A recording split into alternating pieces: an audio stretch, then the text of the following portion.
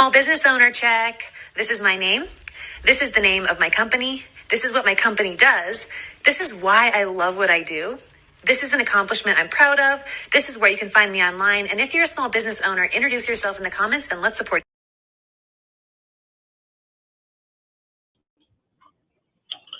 And welcome to a seat at the dinner table. I am Taman. And I am Kim. And we are on episode 2. And today we will be discussing what is on your mind. First plug, as you can see at the bottom of your screen, we have shop at www.simplyshondell.com, as Miss Kimberly is fashionista with the earrings today. With a lovely collection. So definitely go check her out at her website for many, many beautiful creative earrings. Oh, thank you. You're welcome. So first, what we have on the menu, my love. So tonight we have coconut curry chicken over white rice. This is like a last minute recipe that I have on top, but it's banging, but it doesn't look like it usually does. I didn't have all the ingredients, but it's still banging. I want this. Go ahead. Your bowl look better than mine. Let's see. Can we see that? Yeah, we got some curry chicken. Mm-hmm. So we're going to India today. Or Caribbean. Or Caribbean. You're right. Like Caribbean we're going curry. to the island. Yeah, we're going to the island today. That's better. I'm ready to eat them. You ready to eat? I'm going to take at least a bite. So, my food always makes me dance. So, tonight, like I said, what is on your mind? Mm-hmm. We might have some crowd participation this evening. So definitely want you guys to chime in. But we're talking about mental health. And that's a... Wayne said you Bahamian. Right. Hey, shout out to the Bahamas. I'm talking about you talking about Indian food. Oh, well, listen, it's all cultures, all of that. Yeah. All of that. Yeah. It's part in my blood. It's part of my blood. It's not all the way in my blood. So, first question that we have this evening is, what comes to mind when you hear the term mental health? Can you go? I gotta go? First. I thought I was gonna be able to get in a little bit. So when type of person I am, it's the health of your mental. Pretty much, it's the way that you take care of your mind and the way that you think, the way that you process things. That's a loaded question, but when I first think of that, what comes to mind is really just how do you think? How do you go about your processes? And does it come out successfully? And so for me, you said, what's the first thing that comes to your mind when you hear mental health? Mm-hmm. For me, I'm going to be honest, prior to my adult life, you would hear someone talk about mental health and I would immediately associate it with someone having like some type of mental diagnosis, like somebody in a crazy house. As I've gotten older, when I hear mental health, I actually think of it as a good thing, because growing up, there is a lot of things that get swept under the rug. Even for kids, a kid can be upset about something, and instead of us as parents listening to the child, we immediately like lashing out at them, like suck it up, stop crying, whatnot. Instead of actually realizing these kids are human, they have minds. They may be going through something in their mind that they can't figure out and need help. So now when I hear mental health, I see it in more of a positive light because it's almost like you said, the health of your mind. It's health of your body. It's you look at it like the health of your body as well. People exercise and work out to take care of their body. Mhm. They can do the same thing for their mind, so that way they know how to navigate emotions. Yeah. I mean, sometimes those kids have second. Sometimes, but sometimes we can listen.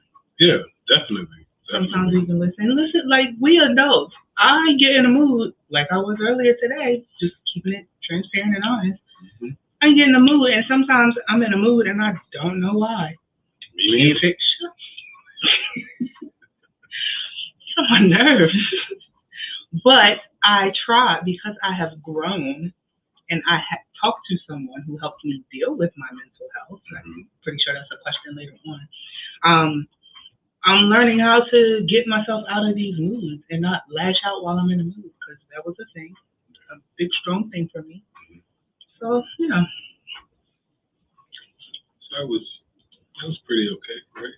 what The question? Yeah. That was just the first question. Oh, okay. We still got a whole bunch more to go. So, second question we have here is, do you think any aspect of your identity or background, i.e., your religion, culture, etc., influence how you thought or think about mental health, and if so, how? Short answer, yes. Culturally, we were taught, and this is like generation upon generation. In my opinion, I'm gonna always say, in my opinion, we were taught to keep things quiet. What happens in the house stays in the house. Can you say your question one more time? Do you think any aspect of your identity or background influence how you thought or think about mental health? And okay. Yeah. All right. I'm good now.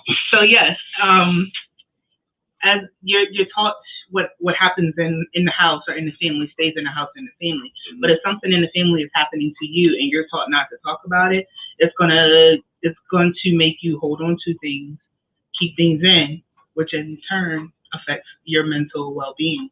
Because even though you can't talk about it, you think about it. It's constantly on your mind. It can affect your actions and things because nobody can read in my opinion, no one can really read anyone else's mind to know what they're thinking, to know which direction that they're going. So your actions can be in my opinion, can be determined by things that you went through in your past or how your family was raised. Like, oh, we don't talk about this or we don't talk about that, or if I bring it up, they're going to banish me from the family or things like that. Mm-hmm. And sometimes I can't speak heavily on it, but because I don't know. I believe that happens culturally as well. I mean, I think that. Sorry. Really? You got anything else? No, I was just waiting on you. So, of course, I like to dig a little deep into things. Yeah.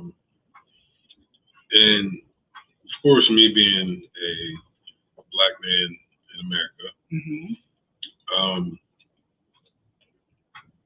You're told that, for one, when it comes to your emotions, that if you express them a little too much, mm-hmm. especially when we're talking about crime is concerned, mm-hmm. then that's almost like a shot to your masculinity. Right. And that in turn can turn into some bottled up things that you haven't necessarily let go. Along with that, one of the things, Dr. Joy DeGruy has a book about. No, it's coming with quotes. No, it's not a quote. It's not a quote. It's a book. Okay. Speaking about post-traumatic slave syndrome. Mm-hmm. And one of the theories that she has is that as far as us as Black people, there's a hypothesis that there is triggers that are passed down genetically within us that stem back to as far back as slavery and even beyond. I mean, we carry our DNA of our ancestors in us. Then, like, when I put that together, it was kind of like, okay, but there's things that it's a reason as to why they ask you for your medical history and like has you going to Lost your train of thought. I did. Hey, that's the life of having kids. Yeah. Life of having kids. But pretty much, I really lost my train of thought. That's okay. Reread your question. Okay, you're right. Do you think any aspect of your identity okay, so that's where I was going. Yeah. So, with us having the quote-unquote background of slavery, that does take a toll. Mm-hmm. Not only that, just just thinking of me personally, my grandparents had to go through on both sides, and great-grandparents, and even further than that, from my dad's side, migrating from North Carolina up through the Eastern Shore, Virginia, up to Maryland and Delaware. And then on my mother's side, you got my grandmother who has roots in the Bahamas and in Cuba and made her way to Florida. And my grandfather, he's from Alabama and a lot of, I guess, maybe Indian. I'm not trying to like not clean black, but just it's a lot of cultures that are mixed within myself. You know what I mean? Mm-hmm. And a lot of the things that I can see just how I carry myself now as my grandfather on my mother's side. I can see how it can be said that like you can have certain trigger points that like maybe your grandmother had that you have. You know what I mean? No? No, sorry. Things that are passed down like, oh, you act like your grandmother because X, Y, and Z. Okay.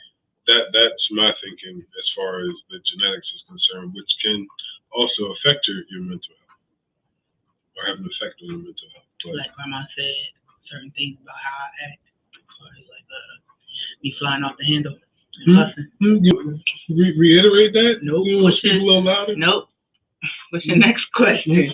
The next question. No. Speak a little louder. No, I don't want to. Like, no, I get what you're saying. Like, there's a lot of, I love my family. There's a lot of anger when pushed that's passed down. And recently, even sitting there a few months ago, sitting and talking with my grandma, it would be some stuff that she would do and say, and I see myself, or I see my mom, or one of my aunts, and I can see how things get passed down. And then now I see it in my kids. So I definitely understand. I get that part, how it can be genetically passed down. Now I did ask for some participation. So any of you guys want to answer that question? Yay, nay? Can the question be seen in the live? Yep. Oh, it sure can. Okay. Just if anybody's gonna type it in the comments. Yeah. Do you think any aspect of your identity or background, i.e., religion, culture? Well, I touched on culture. Let me touch on religion. Well, wait. If y'all are watching, just throw us up a couple of likes, thumbs up, and things like that too. Yeah, it make you feel good when you're doing stuff like this. It really does. Likes, hearts, shares. Any and all of those things. So, as far as the religion is concerned, I think that a lot of times we. Thank you, Miss Tracy. Thank you. Thank you, Miss Tracy, with the heart. Thank you, Mama. A lot of times we, as believers, especially people that are raised in a church, feel as though that the pray it away method is something that will work. Right. Especially going to the church and feeling as though that because you may have some bouts of depression that automatically because you pray that it's going to work out. So when it doesn't work out, it's kind of like, well, what's going on here? Is something wrong with me? Is something wrong with my faith. Right. And I mean, ultimately, I mean, the Most High, of course, puts us in situations and tests and things that we'll never really fully understand. At the same time, it's about perspective, in my opinion. That's one thing that I'm learning, is that experiences are, I mean, you cause some of your own experiences, as well as, I mean, there's things that are put in your way, and whether it be obstacles, tests, blessings, however you want to see it. But just know that it's not in the Most High's eyes to have you in not mentally healthy. That's a good way to put it. Not mentally healthy.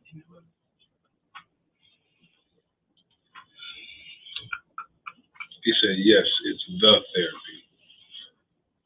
Oh, that's Dominique White. No, I thought that was Dominique White. No, hey, Neat. Hey, Neat. She said, yes, it is the therapy. Now, when you say the therapy, what do you mean? I guess I gotta wait.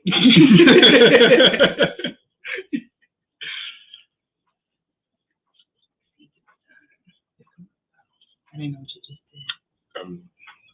I don't know if I should wait and eat my dinner a little bit. I'm gonna take a bite. I'm gonna take a bite. Hey, Porsche.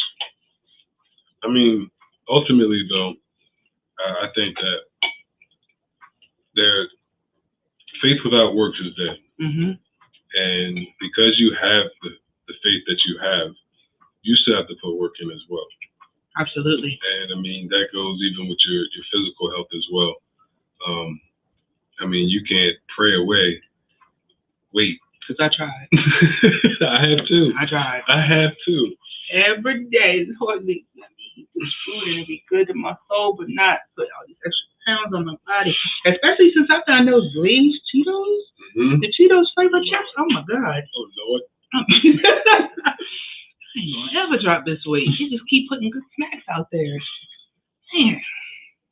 Okay, so she says, very well said, meaning we are taught that God was the only therapist we needed. And as I got older, the fact became a huge contradiction for me. Wow. I get that. I definitely get that. I mean, that's one thing that will make some people afraid of even going back to church if they feel kind of like that way as a contradiction, especially when you've been taught one thing and then you start to kind of unlearn some of the things that you're taught. So, I mean, he's got some therapy in there. Don't get me wrong. Trust me. In that holy book, he does have therapy. I also think that you have to make a conscious effort as well to try to change your mindset. I mean, I'm not a doctor when it comes to like the disorders and all of that. I'm just saying mental health in general. I mean, you have the power to decide how you're going to feel today, whether you think so or not. I was literally just about to say, the mind is so powerful. We have the right, like I was just talking about me being in my mood. I'm the only one that has the power to do that, and I can change my mood by telling myself that I'm not going to be in this mood, and actually putting in the work to not be in this mood, to not allow things to get me in a mood, or at least to find those triggers or the pain points and things to get me, to not let me get into that mood. I think I didn't babble through that. Nope, you didn't. So, another statement or a question. So, actress Taraji P. Henson from The Great Empire, pro athletes such as now Chicago Bull DeMar DeRozan, and recently Simone Biles and Naomi Osaka have spoken out about their mental health. Does this help break the stigma about mental health? Well, I always got to answer first. I mean, I don't mind. I don't mind, but let me read some questions. I can see it. I'm just saying. But no, I think that it's starting to break down the stigma more and more, because those people that you named, they're on like a high. What happened there? What happened? I don't know. It's like a bubble in the third. I got some. Get you right. But they're on a platform. You moved it. I didn't. Okay, that's right. They're on a platform that is seen worldwide for the most part. So, and then they're great athletes. They're great athletes that are accomplishing things, and then they're speaking out about mental health. So it's making people feel like, wow, they're at the highest level of competition right now for them, and they're not afraid to speak about it. Let me start looking into things. That's your thing. Let me start looking into things. Let me start looking into this mental health thing, because if they can do it, I can do it on a smaller platform. Because they're speaking out about it in front of millions and millions of people. A lot of times with your mental health, all it takes is you telling one person, speaking out to one person, and it's so intimate. It's one-on-one. No one else has to know, but you're getting the healing that you need. So I do think it's breaking down the stigmas with that. I know when I first heard Taraji P. Henson talk about things, it kind of put things into perspective that, like, somebody on that level to where she had, at the time that she was speaking out about it, like a hit show. She's been in all types of movies and whatnot. That's when she was on Empire. And pretty much expressing, like, kind of being very transparent about us as Black people, of how we carry things when we're talking about mental health, and how we push things under the rug, and how she sought out help, and how it has helped her, and giving advice to not only Black people, but young Black ladies as well. And then hearing from athletes such as DeMar DeRozan, when he was saying that he was battling through depression. I know Kevin Love has been an advocate as well. I mean, at the end of the day, NBA players are people too. Right. And I think that the biggest, though, was Simone Biles, in my opinion.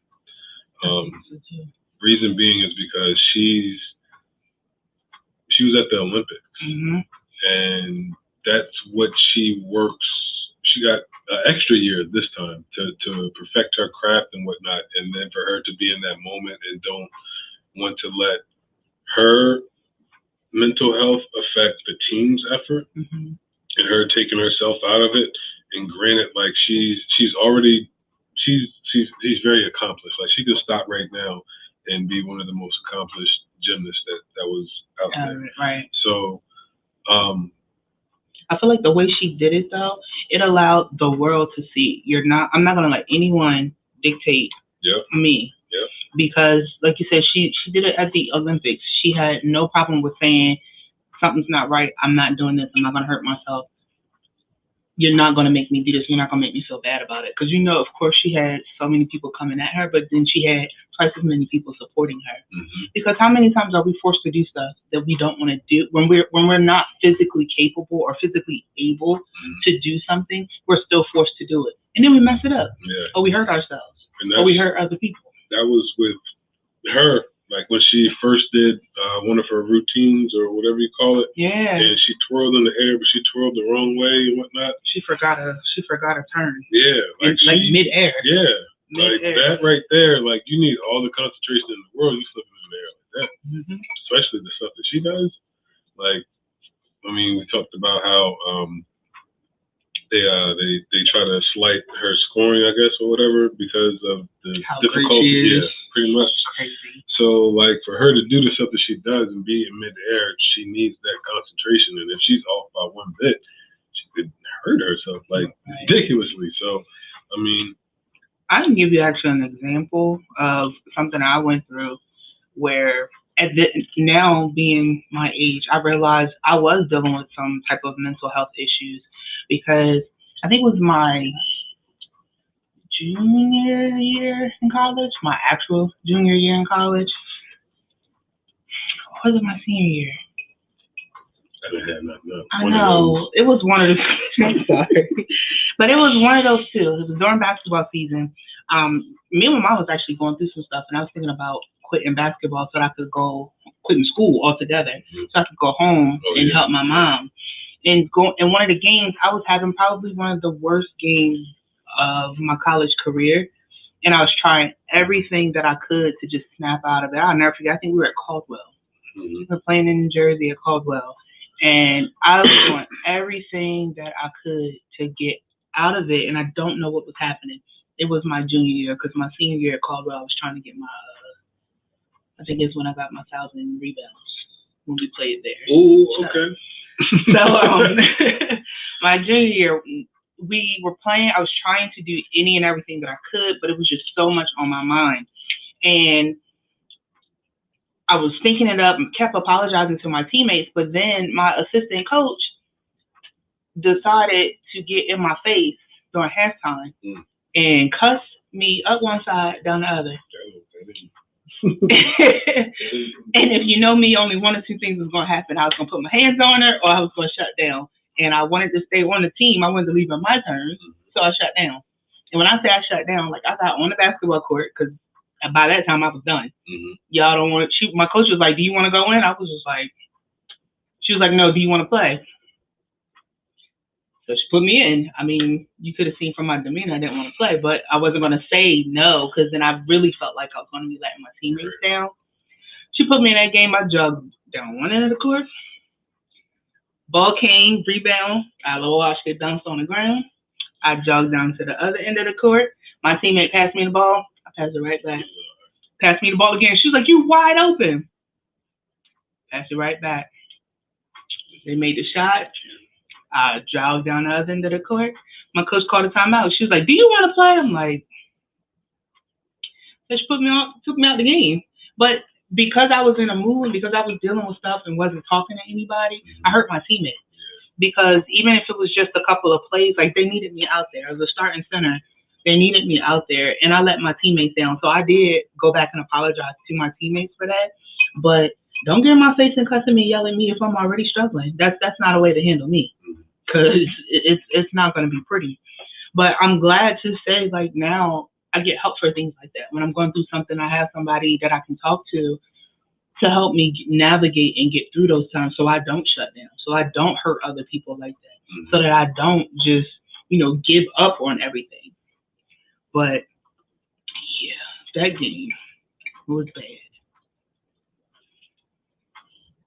So ultimately, I think it does help break the stigma about mental health, to see that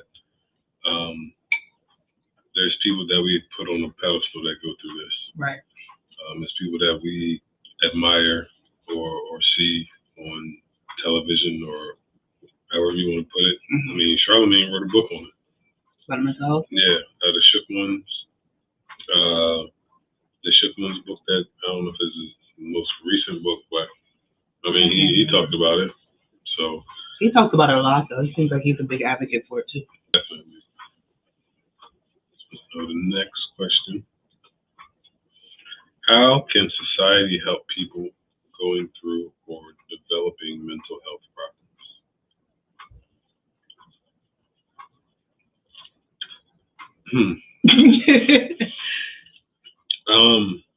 I mean, in this generation, I think that it needs to be, I don't know, like Rodney King, but there needs to be more unity. And when I say that, meaning that there needs to be more understanding and more of a trying to understand someone's perspective when it comes to mental health, whether it be on the end of depression or a bad day or a mood, or going as far as bipolar, schizophrenia, all of that. You don't know what people have went through in their life to get to that point. And we don't know what's passed down genetically through everything, because especially within our culture, everything was kind of hidden. So you don't really know what your great-grandfather may have went through that it may have passed down to you. I mean, because literally we're like 2 generations removed from like civil rights and all of that. Right. So you said, what can society do to help it? Yeah, I would say just being more understanding, and the fact that everybody is different. Everybody's not going to think like you. Yeah. I also think that it starts with in your home and then your community and then like your circle and groups of friends. Like I say that because I've seen a lot of people post on Facebook saying like, hey, this is outside of the norm. But I'm gonna start like especially guys, I'm gonna start telling my brothers I love them. I'm here for them to talk to them. And then I'm seeing females doing it as well, posting things like, if y'all need somebody, I'm there for you. I mean, we may not talk at all, but I'm there for you. And sometimes seeing that gives you like a little glimmer of hope, like, okay, if I really need it and I'm down on my luck and I just so happen to come across this, I might be able to hit that person up on Facebook or wherever you see it and just say, hey, can I talk to you for a second? Right. So, like, I think it starts there. And then, like your mom said, taking the stigma out of it, of being crazy, because you're not crazy just because you deal with some mental things. You're not crazy at all. We all go through stuff. That's just like, you're not handicapped just if you go through something and you injure yourself. Right. It's not, it's breaking that stigma. I think it starts there, though. Definitely.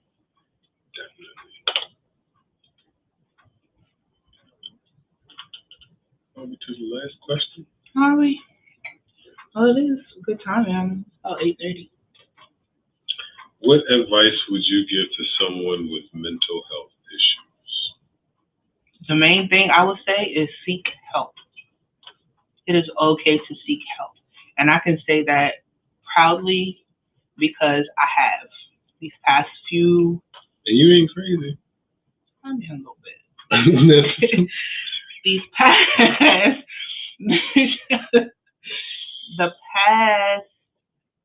I mean, we all know that the pandemic has been something for everyone, but being transparent, I've been dealing with a lot for the past few years, and it ain't me. No, just being honest. Being a bonus mom has its ups and its downs, but it's been tumultuous for me, and it was to the point where being 100% honest, for the most part, go ahead. It was to the point where I was just contemplating like where my future was gonna go as far as in life, in marriage, because I just couldn't deal with certain things. And then going through all of that, I found out that my grandmother was diagnosed with breast cancer. So that just added to all of the stress that I was going through. So I actually, what's the word? I sought out therapy before we found out about my grandmom's diagnosis. Nope, I lied. She got diagnosed in 2019. I got a therapy. That's not it. I got a therapist a few months before she got her second diagnosis of her cancer metastasizing. So I think that I would have broken completely if I hadn't had my therapist to get me through it. Because what I was going through in personal life with family, I was at a breaking point, and I was literally crying all the time because I just didn't know what else to do. When you pour out so much into a relationship and you're getting nothing back, it wears on you, on top of other things that you stress about in everyday life. So I think that if I hadn't had my therapist at the time that my grandma got her second diagnosis, I probably would have broke. Like I would have been in a deep depression, but she helped me through it. And when she passed, she helped me through the grieving process, which I still grieve through everything, but I still see my therapist on a regular basis. So I think that people who are afraid of talking to someone, seek help. Do it scared. Just like they say when you're starting a business, do it scared, because it can literally save your life. You don't even have to do every day. You don't have to do every week. You can do once every couple of months. It helps. It helps to have somebody that is trained to be able to help you pinpoint triggers and things like that and talk you through things. Because sometimes you don't want to talk to your family. You don't want to talk to friends because you don't want nobody judging you on how you feel, judging you on your thoughts, or not always wanting to just give you their opinion and their advice, because sometimes you just want somebody to just shut up and listen, just so I can just talk and vent and get this out. And my therapist, she's dope, because she'll ask me like, what are you looking for? She hears me out, and then she we have our conversations. So seek help. That's the advice that I can give you. Seek help. And honestly, if you have medical insurance, call them and ask first, because you will be surprised on what these companies are covering and paying for. So seek help. Check your insurance carrier and what all they cover, because you never know. You can get sessions for free. You wouldn't have to come out of pocket for nothing. So seek help. So disclaimer. Yeah. I didn't. This didn't push her to therapy. Just FYI. No. No. This is actually like what kept me here, kept me grounded, kept me for the most part at peace.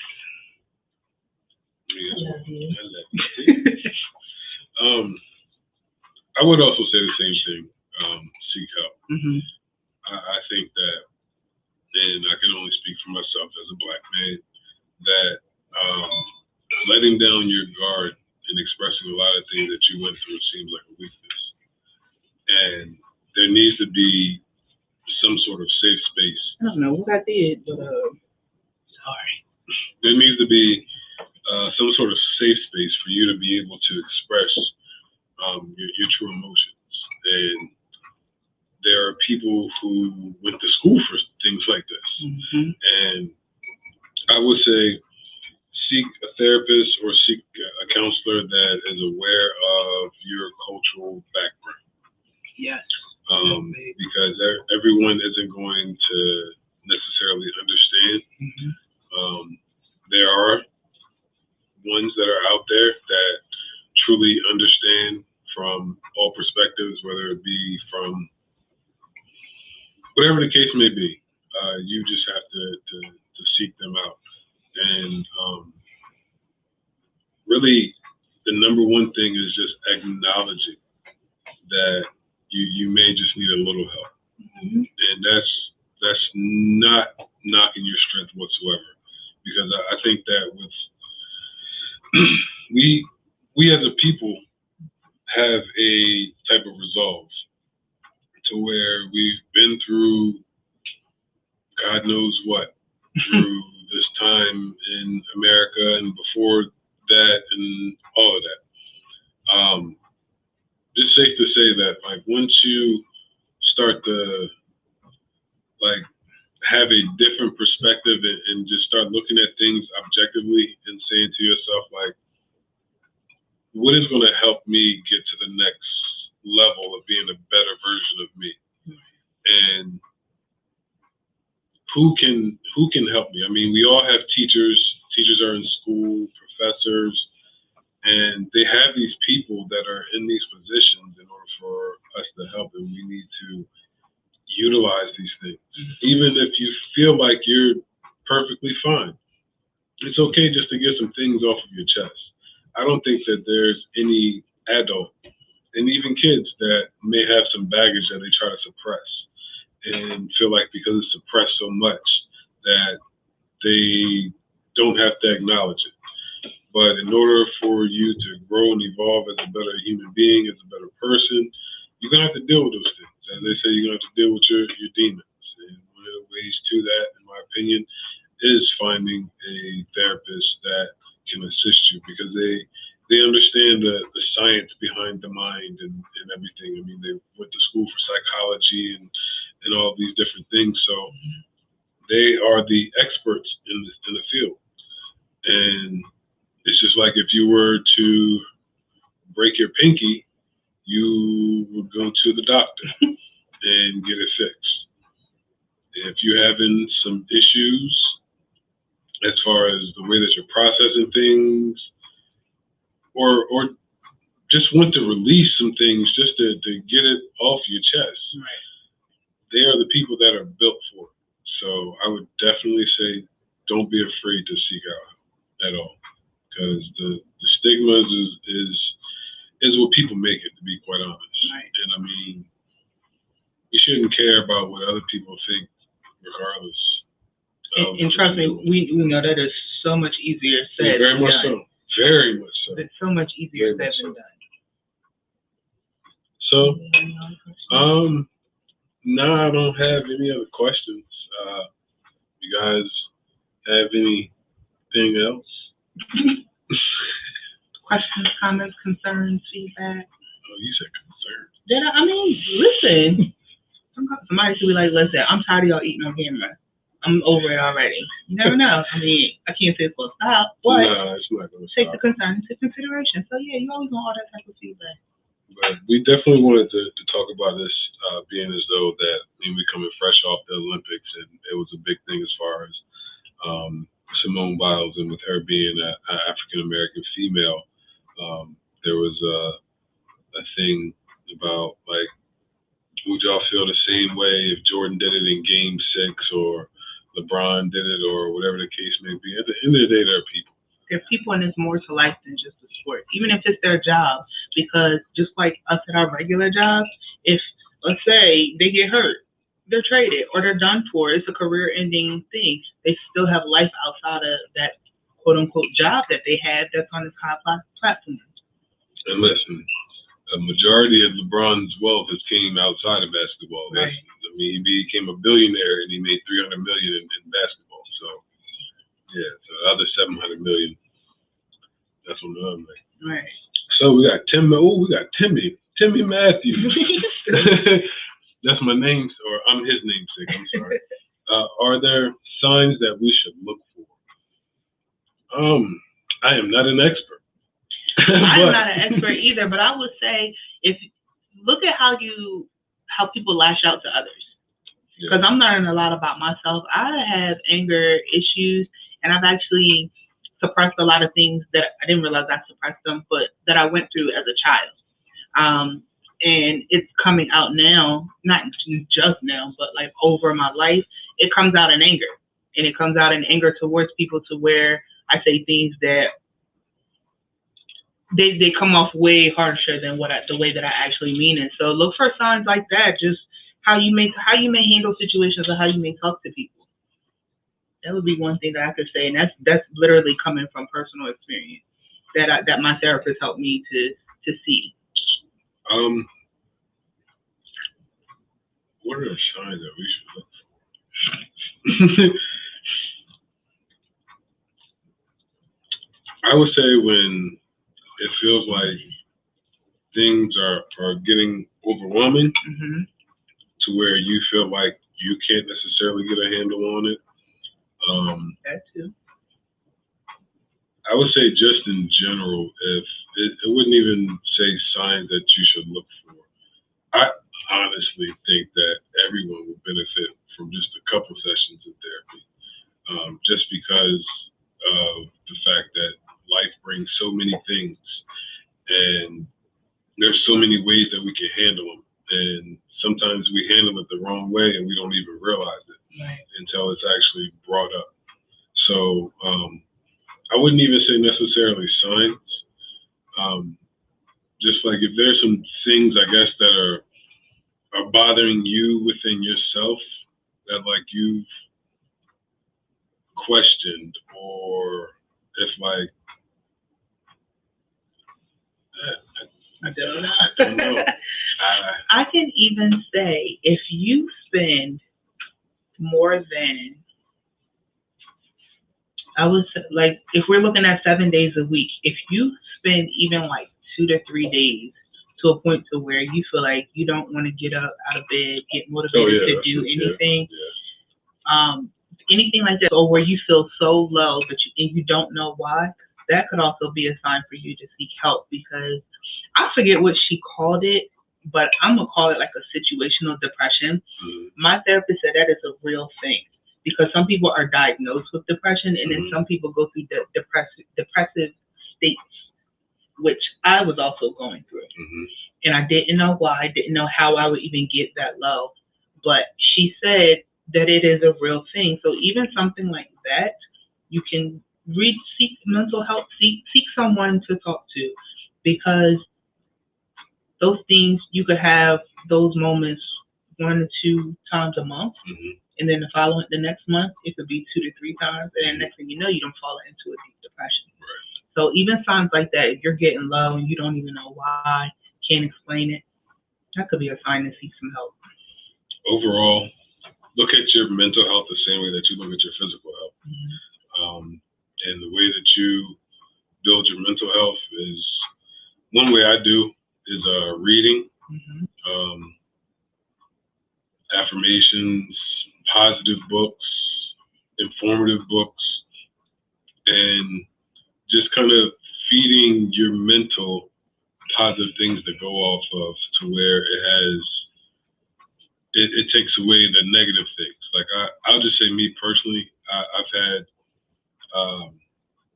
self-esteem issues in the past, and one of the things that has continued to help me is just understanding that, looking at things in a more positive light. Like, everybody's different, right? And everybody goes through everything. So just because you're feeling like you need to compare yourself to somebody else, that's not you. It's not your lane. And really reading and learning more has helped me in my mental, and just exercising my mind, thinking outside of the box, in a sense, to where going into things that, or looking at different things that I've never thought that I would look into, and find out, and just exercising my brain the way that I would my body. I mean, as you can see, I haven't exercised my body too much, but I'm back in there, boy, back in that gym. I was in there at 5 o'clock in the morning the other day. Yep, can't do it. So, I guess that is our show for the evening. Like and subscribe on YouTube. Like and follow on Facebook. Like and follow on Instagram as well. A couple plugs. As you can see, go down here and shop at www.simplychantel.com. And also, I want to shout out my guy Dwayne, coming out with a podcast on Sunday, 8 a.m. Stepdaddy podcast. That's what I'm calling it. Diary of a Stepdad. I'm definitely excited about that. Definitely excited about my boy Dom bringing back the Love Walk. I'm excited about a lot of things when it comes to podcasting world and people that I know. My guy Eric gonna get on this podcasting as well. Well, not podcasting, but I did a lot of plugs. Yeah, so, I got one. What you got? Well, you bring that. I need to know the name. So I am going to be doing my first vendor event. Oh yeah. For my earrings, Simply Chandel. It's called Vibe Draws Your Tribe. It's a pop-up shop that I'm going to be doing. And shout out to Burnt Brilliance, Angie. My friend Angie is going to be doing it as well. The first event that is going to be, I will have more information to come. So keep a lookout for the flyers and things for that. But it will be September 18th. I believe it is a free event that you can come out to, but there will be a lot of different pop-up shops out there. So come out. We would definitely, all of us are, I think, Black-owned businesses. So we would love the support. But I will have more information for you guys, but mark your calendars, September 18th. So let me take this off so they can see how I do. Take what off? There you go. So you can follow her on Instagram at this, Simply Chandel, and you can follow me, Real Estate Tim 1, on Instagram. So until then I can go bust them sides. What? I could. You can watch. That's a fact. You got that. You got that. Just saying. All right, y'all. Have a good night. Good night.